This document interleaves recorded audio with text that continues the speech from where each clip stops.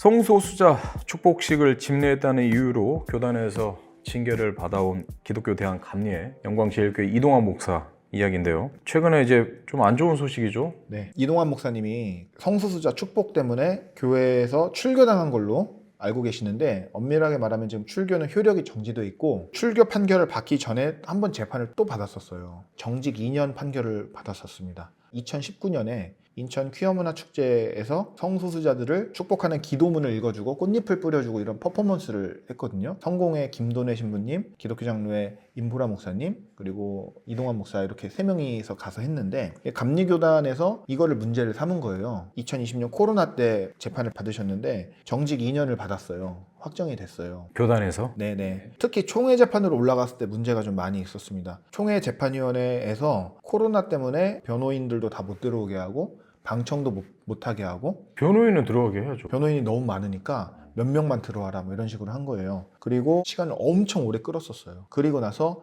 2022년 10월에 이제 상소를 기각했습니다. 근데 2020년 10월에 정직 판결이 나왔거든요.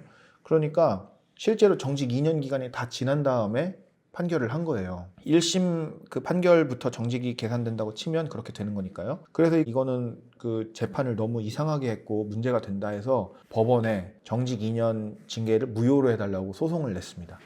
근데 작년에 나온 1심 판결에서는 각하가 됐어요. 각하. 네, 각하가 됐는데 무슨 이유냐면 이미 정직 2년 기간 지났다. 그 다음에 이 문제는 종교단체 내부에서 판단해야 될 거지 법원이 판단할 수 있는 대상이 아니다. 그거 이제 사법심사 대상성이라고 하는데, 그게 인정이 안 되면 내용을 아예 볼 것도 없이 그냥 각하를 시켜버립니다. 소송 요건이 안 된다고. 그래서 항소를 했어요. 항소를 했는데 4월 24일 날 서울고등법원이 그 항소를 기각한다고 판결을 한 겁니다. 참 안타깝습니다. 네. 이런 거는 법원이 좀 바로 잡아줘야 되거든요. 실제로 고등법원에서는 조금 더 적극적으로 판단을 했습니다. 그러니까 1심에서는 아예 각하가 나왔는데 고등법원은 각하될 사유는 아니고 종교단체 내부 문제라고 하더라도 이걸 우리가 심사를 할 수 있다. 그러니까 각하할 사유는 아니다 라고 더 나아갔거든요. 왜냐하면 이제 정직 판결을 받으면 연회에서 진급하는 데도 문제가 있고 나중에 연금 받을 때도 그 기간이 빠진다든지 감리사 같은 주요 직책을 임명 못 받는다든지 이런 이제 권리에 문제가 좀 생기기 때문에 법원이 종교단체 내부에서 한 거라고 하더라도 판단은 해야 된다.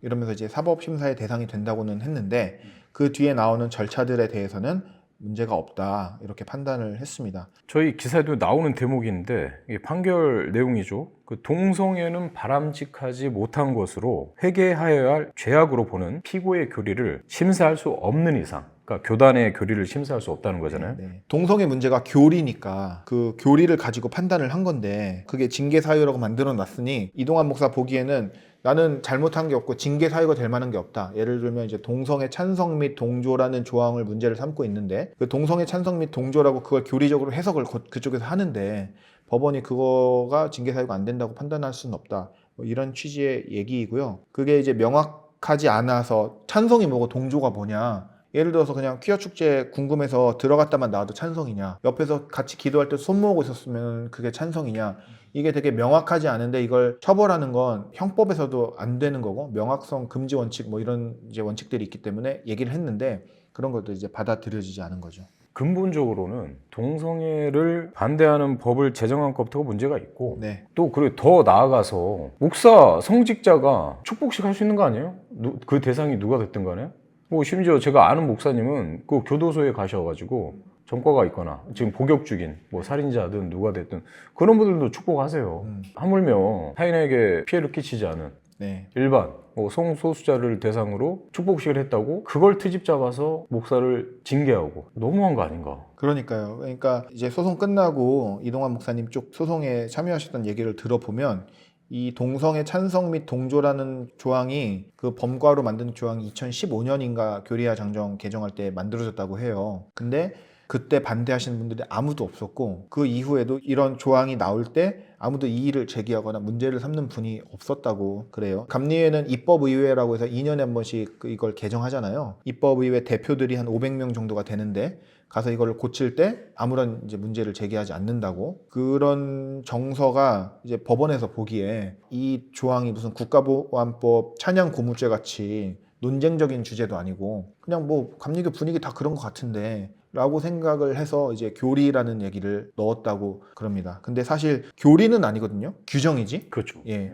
그러니까 감리회가 교리와 장정이라고 해서 교리 파트가 있고 장정 파트가 있어요. 그러니까 교리에는 감리회의 교리, 웨슬리 정신부터 해서 뭐 4대 전통, 성서, 이성, 체험 뭐 이런 것들을 다루는 부분이 있고, 장정은 이제 목사가 되기 위한 자격 조건, 뭐 신학대를 어디를 나와야 된다든지, 그러면 감리사를 하려면은 목회를 몇 년 이상 한 무슨 정회원이어야 된다든지, 은급을 받으려면 뭘 해야 된다든지, 교회를 개척하려면 뭘 해야 된다든지, 이런 규정이 있는 게 장정 부분인데, 그 장정을 이제 법원이 교리라고 봤다는 거예요. 그래서 이게 굉장히 감리교 내에서 확립된 교리처럼 인식하는 것에 대해서는 우려를 표한다, 이런 분위기가 좀 있었습니다. 규정 자체가 너무 심플하고 네. 어떻게 보면 가벼워요. 이 동성애 찬성 동조, 뭐 가령 예를 들어서 바꿔서 성적 비행 찬성 동조, 재정 전행 찬성 동조하는 사람을 뭐 제명한다, 뭐 이런 식으로. 그렇게는 안 할 거 아니에요. 네.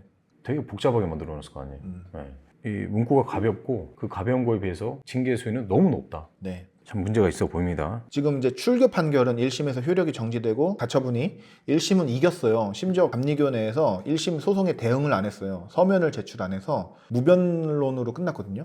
그래서 지금 항소심 가가지고 2심에서 막 다투는 상황인데, 출교는 가혹하다고 생각해서 무효가 되지 않을까 저는 생각은 하는데, 좀 걱정이 되는 건 이게 이제 법원에서 이렇게 판례가 확립이 되면 정직 정도를 법원에서 괜찮다고 판단을 하면 줄줄이 다 그렇죠. 정직 정도는 해도 되겠네, 이런 가이드라인을 심어주는 거거든요. 이동환 목사님 뒤에 나온 분들도 계속 줄줄이 지금 뭐 출교를 당하거나 불이익을 겪고 계신데, 뭐 남재영 목사님이나 장흥도 목사님, 윤여군 목사, 윤여규 목사님, 이런 분들이 되게 덕망받는 분들이거든요. 네. 뭐 농촌 사역이라 할지 뭐 빈민 사역이라 할지 네. 일평생을 그렇게 해오신 분들인데, 이런 분들마저도 이 동성애 찬성 반대 이 규정을 가지고 내치고 있거든요. 이 목사님들도 사실은 이동환 목사님 사건이 불거지기 전에는 딱히 이것에 대한 문제의식이 있으신 분들은 아니었고, 지역에서 그냥 잘 지내면서 농촌 목회하시고 그러시던 분들이에요. 그러니까 빛과 소금의 역할을 감당하시던 네네. 분들이거든요. 근데 이제 이동환 목사 사건을 보면서 문제가 있다고 이제 뒤늦게 생각하시고 했는데, 은퇴 얼마 안 남으신 분들이고 3, 40년 같이 목회한 사람인데도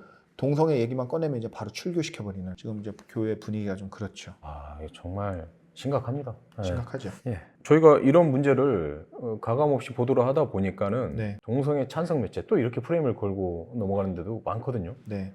어떻게 해야 될까요?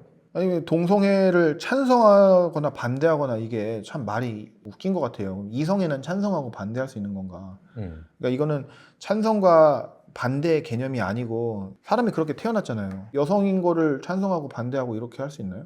그리고 저희가 이제 이번 탄핵 전국에서 많이 봐왔지만, 반동성애를 외치고 뭐 하시는 분들이 실제로 12.7 집회 같은 거 봐서 그분들이 그대로 와서 지금 탄핵 반대하시고 계엄 옹호하고 이렇게 지금 사상적으로 이어지는 거잖아요. 그러니까 이런 거를 좀 구별해서 보시면서, 낯설 수는 있어요. 성소수자를 많이 못 보시고 뭐 주변에 없거나 그렇다는 이유로 그렇게 하실 수는 있는데, 그렇다고 해서 뭐 반대하거나 그 사람들을 미워하거나 배척하거나 뭐 다른 걸 한 것도 아니고 목사님이 가서 기도해 줬는데 그것까지 지금 문제를 삼는 게, 난 동성애 싫으니까 뭐 저 목사님들도 잘못했어, 그런 식으로 생각하지는 않으셨으면 좋겠다는 생각이 듭니다.